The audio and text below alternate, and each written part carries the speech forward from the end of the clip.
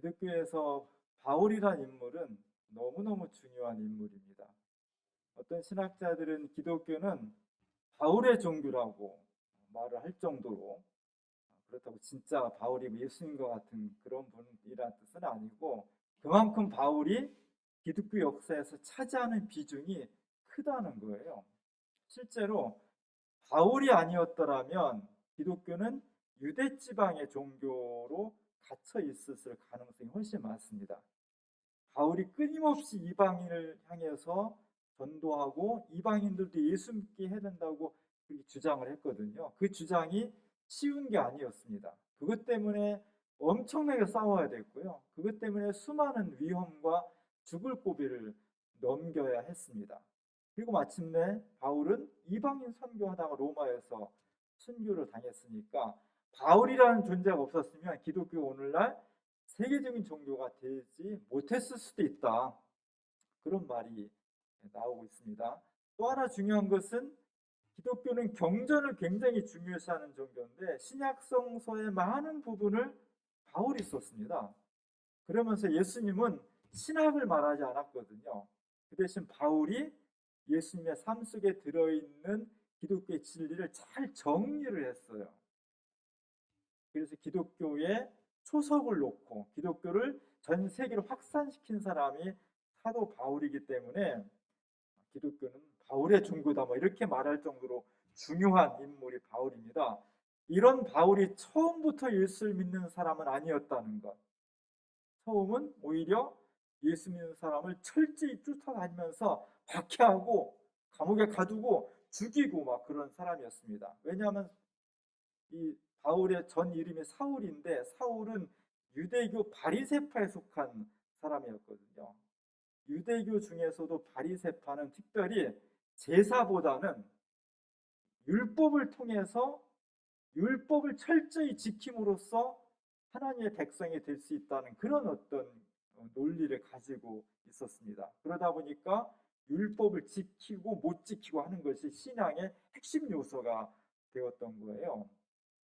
이 당시에 유대교에 바리새파만 있었던 것은 아니었습니다. 또 하나 사두개파라는 것이 있어요. 사두개파는 부자들이에요. 사제들이고 부자고 그리고 권력하고 결탁하는 상류층 계급이었습니다. 그러다 보니까 일반 민중들은 사두개파를 되게 싫어했어요. 거기에 비해서 바리새파 사람들은 직접 사람들하고 대화하면서 율법을 가르치고 회당에서 만나고 하다 보니까 광범위하게 일반 민중들의 지지를 받고 있었습니다. 이런 바리새파의 젊은 똑똑하고 열정 있고 지도력 있는 사람이 사울이었습니다. 이 사울이 보니까 바리새파의 신앙에 가장 걸림돌이 되는 게 기독교라는 거였습니다.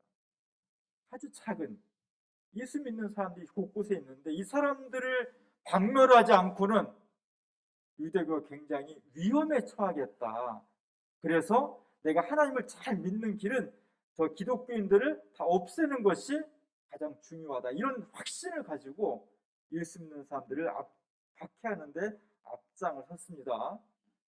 그랬던 사울이 어느 순간 완전히 다른 사람으로 바뀌어버렸어요. 이름만 바뀐 것이 아니라 인생 자체가 바뀌어버렸습니다. 지향하는 것도 주장하는 것도 행동도 모두 바뀌었다는 것. 아마 기독교 역사에서 가장 미스테리한 부분 중에 하나가 사울이 어떻게 바울로 변화되었을까? 이 부분이 가장 신비스러운 부분이에요. 한 사람의 삶이 가치관이 바뀌고 방향이 바뀌고 언어와 행동이 바뀐다는 것은 쉬운 일이 아닙니다.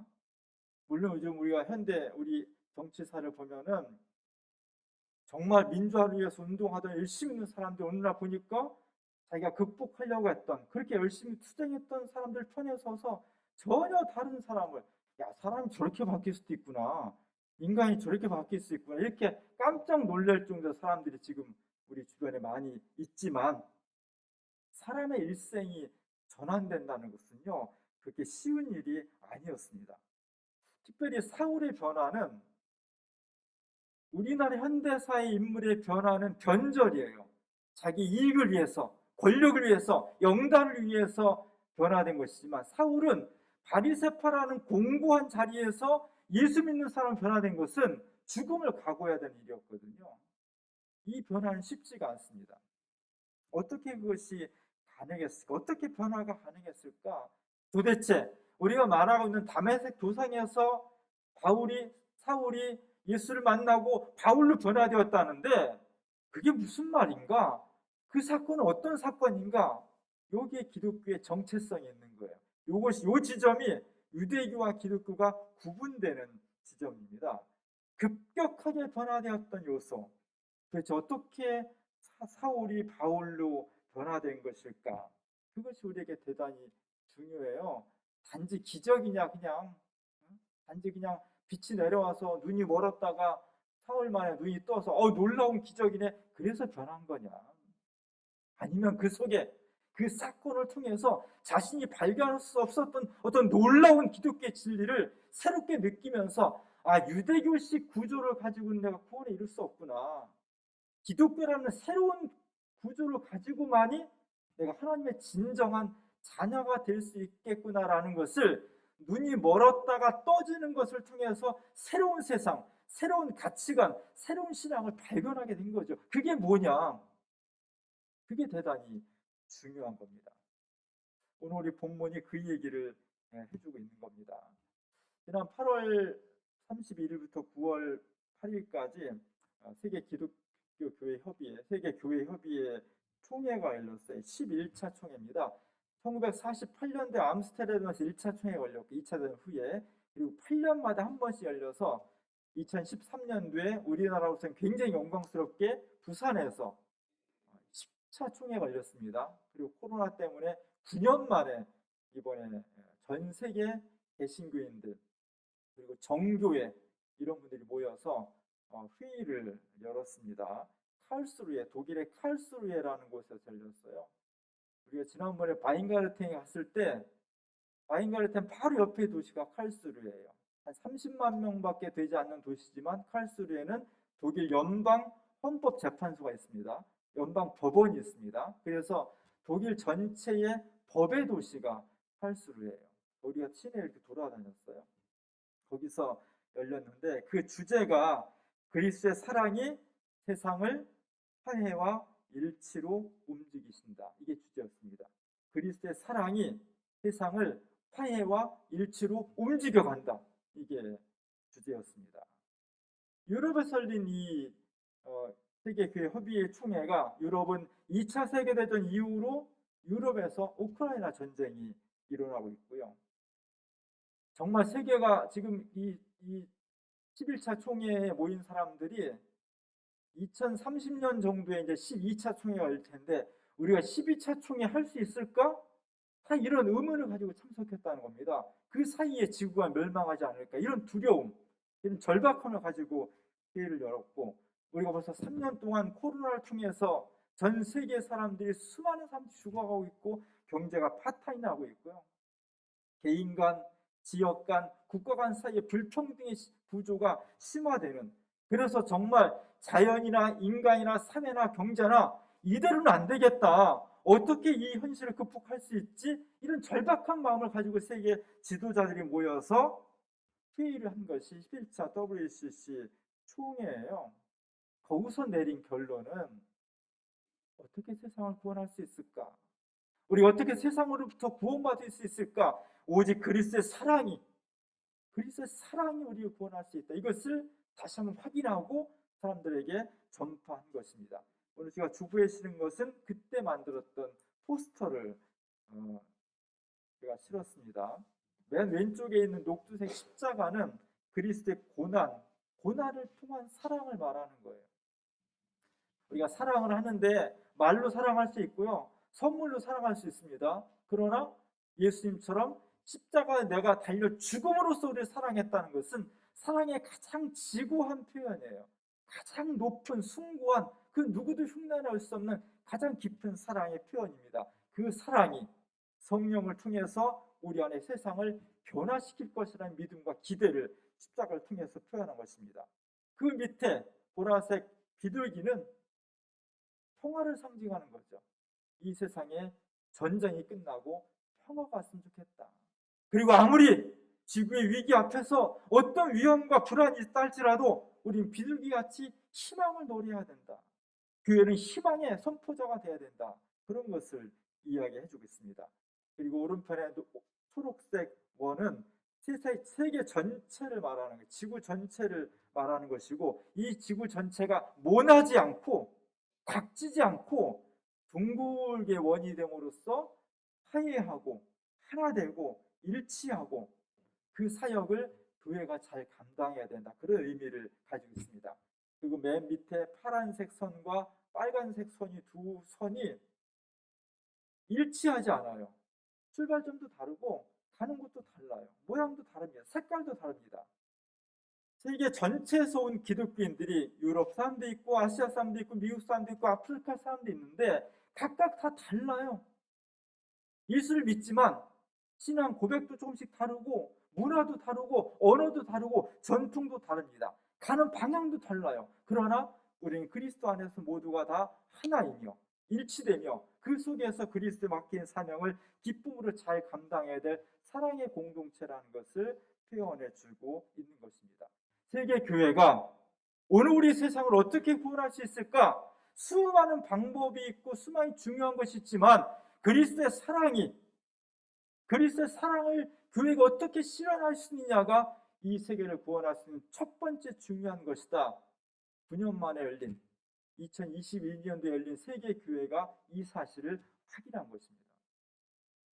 지난 목요일날 한국기독교교회협의회 실행위원회가 열렸어요. 2024년도가 한국기독교교회협의회 100주년입니다. 1924년도에 24년 일제시대 때 장로교와 감리교 장감연합회가 시작이 됐어요. 그것이 NCCK의 출발입니다. 그래서 100주년을 맞이하면서 오늘 한국교회가 우리 자신과 한국 사회를 위해서 어떤 것을 선언해야 될까? 그 주제를 설정하는 거였어요. 제가 주제연구위원장을 맡아서 뭘 해야 될지 문구를 만들어야 될 굉장히 고민을 많이 했습니다. 그러면서 지난 목요일 실행위원회에서 이렇게 정했어요. 생명의 하나님, 사랑으로 만물을 새롭게 하소서. 생명의 하나님, 이 죽음의 시대에서 이 죽음의 세계를 구원하는데 생명의 하나님께서 그리스도의 사랑으로 만물을, 모든 세상을 새롭게 개혁해 주시기를 원합니다. 이렇게 정했습니다. 개혁의 중심은, 새로움의 중심은, 새로운 희망의 중심은 그리스도의 사랑이며 그 사랑이 우리를 만들어가는 거예요. 부산총회와 칼수리 총회의 그 고백을 다시 종합해서 만들어 냈습니다. 사실은 사랑이라는 용어는 너무너무 소중하고 아름답지만 정의가 빠지면 왜곡될 가능성이 있어요. 그래서 제가 전해드리니까 WC총회에서도 아프리카에 온 대표들이 막 항의를 했다고 그래요. 너무 사랑만 강조하면 정의가 빠지면 그것은 말잔치에 불과하지. 오늘 우리 세계를 만들고 있는 이 불의한 구조를 어떻게 개혁할 것이냐, 그런 항의를 많이 했다고 합니다. 그럼에도 불구하고 그리스도의 사랑이 오늘 우리에게 얼마나 중요하고 이 사랑이 바탕이 되어서 정의와 생명과 평화를 이야기할 수 있을 때 진정한 복음이 살아날 수 있을 것입니다. 그래서 오늘 우리는 다시 사랑의 복음으로 회귀해야 될 중요한 시점에 와 있습니다. 오늘 사도 바울이 그것을 호소하고 있는 거예요. 로마 사람들에게 보낸 편지 로마서 7장 5절과 6절에 보면, 개역성이 어려워가지고 제가 표준 세번역으로 다시 했습니다. 빨간 거 보면 우리가 이제 율법에서 벗어났다는 거예요. 더 이상 유대교식 율법 가지고는 우리가 구원에 이를 수 없다는 것입니다. 그래서 우리는 문자를 따르는 낡은 정신으로 하나님을 섬기지 않고 성령이 주시는 새 정신으로 하나님을 섬깁니다. 사도 바울이 로마 사람들에게, 로마에 있는 많은 사람들도 유대교식 사고방식을 가지고 있는 사람들이 있었거든요. 우리도 율법을 지켜야 되는 거 아니냐, 우리 조상들이 율법을 통해서 구원받는다고 했는데 왜 당신은 율법이 중요하지 않다고 생각합니까? 그래서 거기에 대해서 사도 바울이 율법을 통해서 하나님을 섬기는 시대는 끝났습니다. 이제 율법을 통해서 우리가 하나님 앞에 나아갈 수가 없습니다. 우리는 새로운 성령의 힘에 힘입어, 새 영에 힘입어서 주님 앞에 나가야 됩니다. 율법은 낡은 방식이며, 율법은 우리를 얽매이며, 율법은 우리를 죄를 짓게 하고, 율법은 우리를 죽게 만들고, 그러니 우리는 구원받을 수가 없을 것이고, 거기에 대칭되는 것이 성령입니다. 새로운 영입니다. 그것을 우리는 구원을 받을 수 있습니다. 이렇게 강력하게 말하고 있는 겁니다. 근데 이게 무슨 뜻이냐는 거지. 도대체 새로운 영으로 하나님을 섬긴다는 게 뭔 뜻이냐는 거예요. 어렵습니다. 굉장히 어려운 이야기예요. 기독교는 유대교의 율법주의를 벗어나서 것을 버리고 새로운 영으로 새롭게 하나님을 섬기는 방식을 택한 것이 기독교입니다. 유대교는 율법의 핵심이에요. 율법을 지키는 사람은 이 율법을 통해 사람의 계약에 참여하는 것이고, 이 계약에 참여하는 사람만 구원받을 수 있다는 것이 유대교의 논리의 구원의 논리입니다. 바울은 그 시대가 끝났다는 겁니다. 왜 그랬을까? 신앙이란 뭐길래 율법으로만 되는 것은 아닐까? 왜냐하면 법이라는 것은 강제예요. 법이라는 것은 의무입니다. 왜 굳이 국회에서 법을 정해? 안 정해도 되는데 왜 굳이 입법을 합니까? 법을 정해야만 지키지 않았을 때 처벌할 수 있는 근거가 생기기 때문이에요. 저놈이 아무리 나쁜 놈이라도 그 사람을 처벌할 수 있는 법적 근거가 없으면 무죄가 될 수밖에 없는 거예요. 그래서 자꾸 입법화하는 거예요. 따라서 법이라는 것은 우리를 강제, 의무화시켜 지키지 않으면 벌을 받으니까 하나님을 섬기는데, 유대교는 어느새 이렇게 되었다는 겁니다. 하나님 앞에 법을 이걸 지키면 하나님의 자녀고, 안 지키면 너 벌을 받아. 이런 구조가 온 유대 사람들의 생활 곳곳을 지배하게 되었을 때 사람들이 느끼는 하나님에 대한 감정은, 하나님한테 혼나지 안 지키면, 이 율법 못 지키면 내가 벌 받지, 이런 두려움, 공포, 이런 것들이 강했다는 겁니다. 예수님 당시에 이런 현상들이 곳곳에 나타난 것을 보면서 예수님은 이러한 유대교의 신앙을 거절한 거예요. 그래서 피 터지게 싸운 겁니다.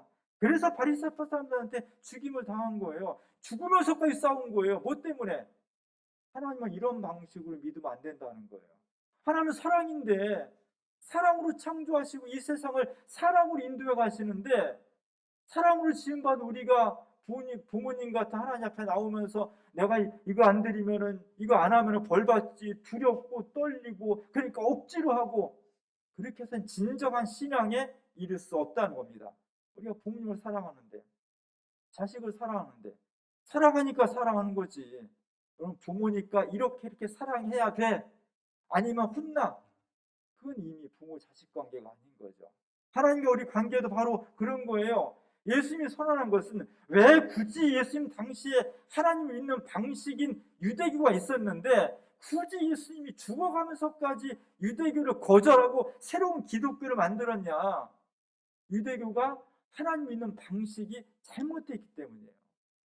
하나님과의 관계는 우리가 사랑의 관계지 율법의 관계가 아니라는 것을 우리에게 보여주는 것입니다. 그래서 영으로 섬긴다는 건요, 무슨 뜻이냐? 하나님을 섬기는데 억지로가 아니라, 의무감이 아주 없어서는 안 되겠지만 의무감에서 하는 것이 아니라 막 사랑에서 우러나와서 정말 내가 보기만 해도 사랑스럽고 너무 좋고 기쁘고, 바로 그런 삶으로의 전환이 필요한 거예요. 사도 바울은 이것을 봤던 것 같아요. 자기가 유대교 율법주의자로서 열심히 기독교인들을 박하면서 다녔는데 예수 믿는 사람들을 보니까, 또 담에서 통해서 예수님 만남 보니까 그분은 강제로가 아니라 따뜻한 햇빛처럼 우리의 마음을 녹이시고 우리의 영혼을 따뜻하게 품어주시면서 사랑으로 이게 다가오시는 분. 세상은 법이나 의무나 율법이 아니라 사랑으로만이 구원할 수 있다는 것을 새롭게 사도 바울이 깨닫게 되었을 때 그의 삶이 전환된 것입니다. 우리가 사랑으로 신앙생활 했으면 좋겠어요. 제가 총회 본부하고 NCC에서 6년 이상 근무를 했는데, 일반 목회하던 사람이 이제 총회 본부 사무실이나 NCC 사무실 가면 좀 부러운 게 있어요. 이분들은 설교 준비하는데 스트레스 안 받아도 돼. 행정을 하는 거니까. 새벽기도 안 해도 되고, 신방 가서 스트레스 안 받아도 되고, 뭐 이런, 남이 또 이게 좋아 보여요. 그래서 이제, 저 사람 참 좋겠다. 하루 종일 깨끗한 책상 위에서 컴퓨터 자판 두드리고, 전화 와갖고, 얼마나 편할까. 이제 해보면 또 여러 가지 어렵습니다. 근데 문제는 제가 해보니까, 이거 기관 목회라고 하거든요. 목회라고 하는데, 기관 목회의 치명적인 약점은 업무가 주로 다 사무적이고 행정적인 거예요. 그러니까 딱딱해. 거기에 뭐 인간의 온정이나 뭐 이런 것이 들어가면 일이 안 돼요. 그렇기 때문에 늘 행정적이고 사무적이고 원칙에 따라서 규칙에 따라서 해야지, 그러지 않으면 일이 안 됩니다. 그러다 보니까 사람이 메말라져 버려요. 그래서 몇 년 근무하다 보면 다시 목회 현장에서 가고 싶다. 왜냐하면 거긴 권사님들의 막 그 따뜻한 손길도 있고, 말은 잘 안 맞지만 그냥 보기만 해도 그냥 굳이 뭐 이게 옳으냐 그냐 따지지 않아도 서로 통하는 어떤 인간적인 정들이 있잖아요. 이런 것들이 좀 틀린 거예요.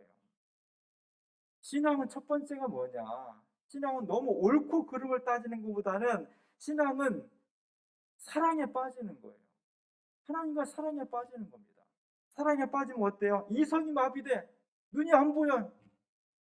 사랑에 빠진 사람은 표정이 저래야 돼. 얼굴을 다 뜯어고칠 수는 없겠지만 표정은 저래야 돼.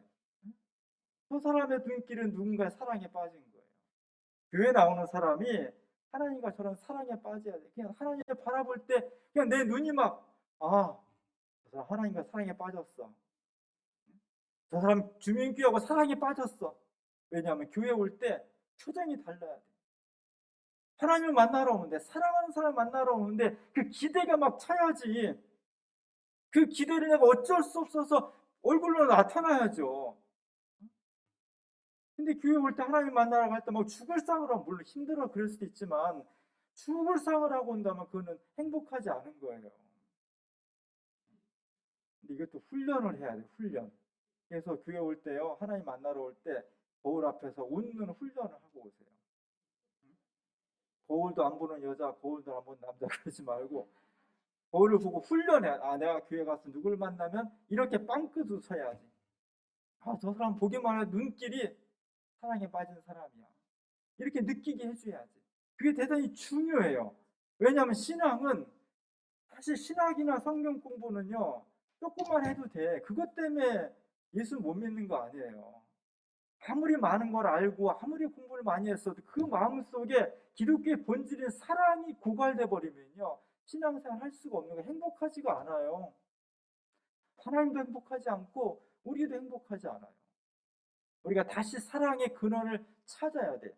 한국 개신교, 특히 진보적인 교회, 우리도 진보적인 교회라고 자칭 얘기하는데, 진보교회의 정체성은 어디서 형성됐냐? 1970년대, 80년대 한국의 독재, 군부 독재라는 특수한 상황 속에서 진보교회의 정체성이 형성이 됐어요.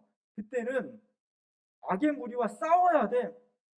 전투해야 되고요. 투쟁해야 되고요. 감옥 가는 거, 죽음을 무릅쓰고 치열하게 싸워야 돼. 정의가 우선이었고요. 옳고 그름이 우선이었습니다. 거기에서 사랑을 말하기가 되게 애매한 분위기였습니다. 왜냐하면 사랑은 기본적으로 오래 참고 웬만하면 그냥 넘어가 주고, 그리고 다독거려 주고 받아들여 주고 포용하고 관용하고, 그런 게 사랑의 일반적인 특성이잖아요. 근데 박정희하고 전두환하고 싸우면서 그렇게 말하기가 어려운 시대가 됐던 거예요. 지금은 우리가 다 그런 것을 극복하면서 새로운 시대를 맞이하고 있기 때문에, 잠깐 정의 때문에, 민주화운동 때문에 젖혀두었던 기독교의 복음의 사랑을 다시 회복해야 돼. 그 근본의 사랑을.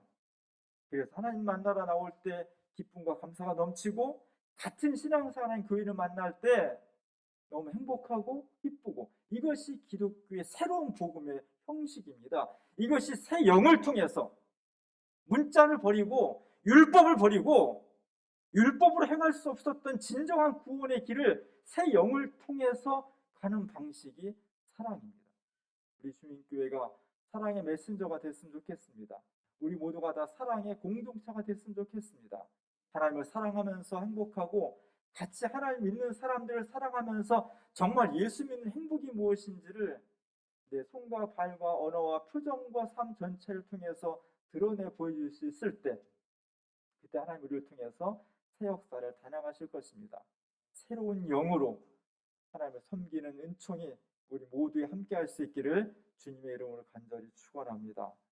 기도하겠습니다. 은혜를 감사합니다.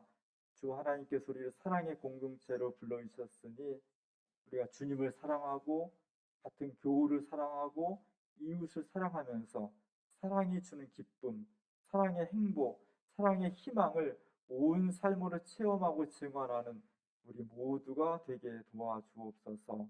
예수님의 이름으로 간절히 기도합니다.